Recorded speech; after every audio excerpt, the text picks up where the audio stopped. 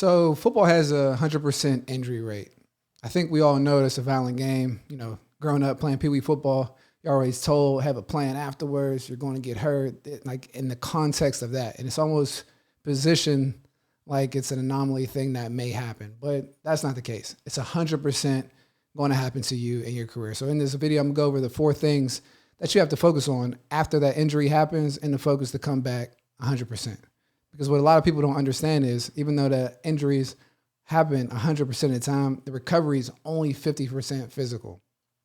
So when we think about that, how to deal with the other 50% is a completely different story. So when we go into the 4 things that actually happen when you do get injured, the first thing you need to do is focus. You have to change your focus on what you're paying attention to.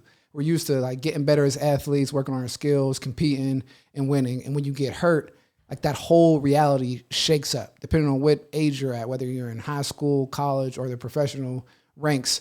Each weight of an injury kind of holds different.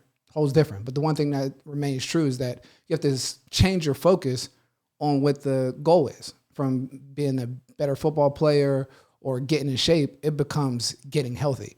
Like that becomes the number one thing, because the hard truth of football is that, along with the other aspects of getting hurt, is you realize that when you're hurt, you have very minimal value to the program and to the team, the business, when you get out of high school, for that matter. And so that's the one thing that you have to focus on, is getting healthy, and that your goal is to become healthy, like not being the best player, doing all these things. It's not going through the motions. Like your focus now becomes being a healthy football player. So like that's the one thing that has to shift your mentality on, because it's a different fight than getting ready to get on the field, getting ready to perform, and just the confidence that comes with being healthy you take for granted until you get hurt. So the second thing is discipline, because you're going to start going to rehab much earlier. I mean, I'm talking to typically college and professional athletes, but high school athletes, if you're taking this thing serious, if you get hurt, rehab is a very important part, and it takes discipline to get up, go to rehab before, whether it's before school, at lunch of school, afterwards, and still be able to lift your weights and continue the developmental process that you're going through.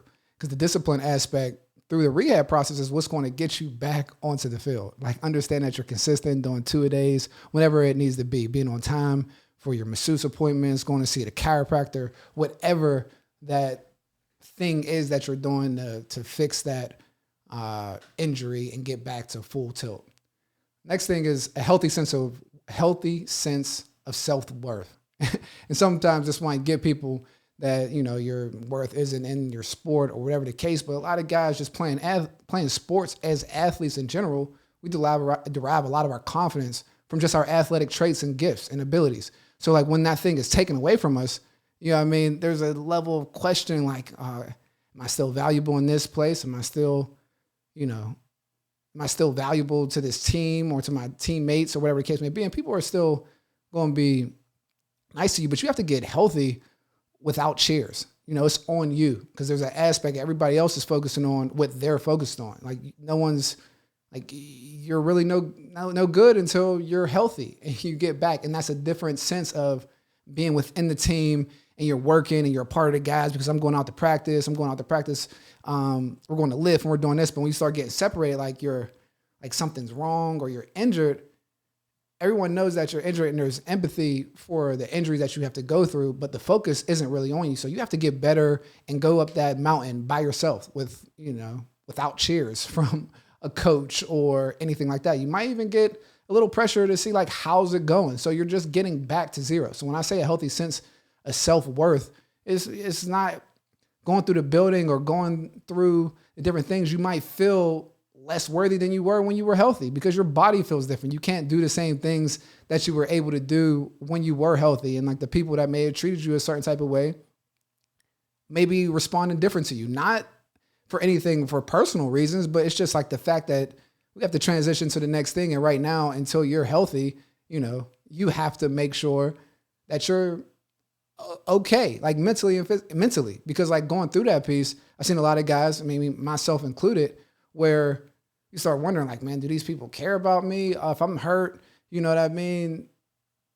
I'm no value here. They treat you differently when you're hurt. No one speaks to you or whatever the case may be. And that's the hard truth of the recovery process. So having a healthy sense of worth, self-worth going through it and not having can't say your whole identity into the profession that you're putting a lot of work into, but understanding where that fits in. Understanding that when you get healthy, like your goal is to climb that mountain and you can do it without chairs, and having that will lend into the fourth thing that I want to talk about that you have to have and like continue to build up when you're hurt is that confidence, because your confidence is a little stripped when you're injured. You know what I mean? Depending on what the injury is, right? Like I used to have soft tissue injuries, and I was a speed guy. So like there was a level of, my engine worked differently when I had it in the back of my mind that I might, have a flat tire or I might pull something might happen. So like the confidence level of how you play and how you prepare and routines and what you do to your body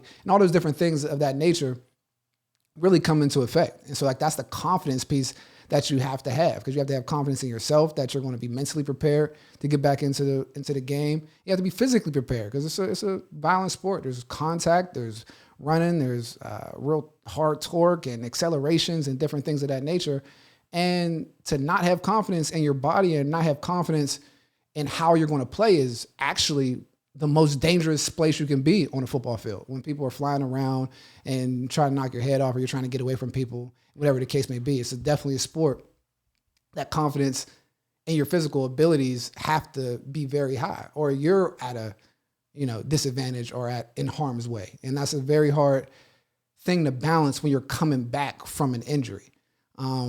Injuries kind of riddled my career, all the way from youth football all the way up to the NFL. And the biggest thing that I think about that really got me after injuries, it wasn't really the physical recovery. I had one injury when I got to the NFL, a toe injury that kind of stayed with me. But growing up, it was more of the fact that it was like, okay, you're mortal. This football thing can be over at any second. Some humility to the sport or to my gifts, whatever is speed, break my ankle in 9th grade. So it's like every first year of football in my career, I had like a major injury that brought everything to reality. 9th grade, having a great freshman campaign, having long runs or whatever the case may be, break my ankle. It's like, oh, this can end like that. I get to college, I leave high school early, get to Penn State in spring ball, having a great spring, sprain my foot, and it's like, oh, that can end like that. Get to the NFL, I can leave college early, get to the NFL, having a great camp, moving up the depth chart, first preseason game, ruptured my toe, out 8 months. So all those different experiences just like really, shaped my look or my opinion on the recovery process of an injury, because it's much more grueling mentally than it is physical. And especially the higher you get, the more lonely it gets. I would always say that the injuries like cut my career short, not because of the physical thing, but just the mental wariness or just the mental angst of like coming back from an injury, getting hurt, and then like you're competing against other great players and you have to maintain your whole, confidence, your athletic ability and everything at that moment. And when things go wrong and you're getting hurt, it does mess with you mentally. It messes with you as a football player and sometimes as a person. So having those four things, again, focusing on getting better from the beginning, making sure that you have a healthy sense of self-worth when you're going through the process, because it's going to feel lonely. Discipline. Make sure you're going to all your rehabs and your workouts and staying on top of what you need to focus on. And the last thing is the confidence that you're putting in the work, confidence that when you step back on the field, that you can be the same player that you are. And, there's a lot of things that, family members and your significant others can help throughout that process. But just recognize going through the football ecosystem, it's 100% injury rate. And to deal with it is only 50% physical. The other 50% takes, hard work, mental preparation, and support, to be completely honest. So that's it for this video. Again, if you take some time to subscribe to the Blueprint the Blue Chip Podcast, and YouTube channel. Life is good. Have a great one.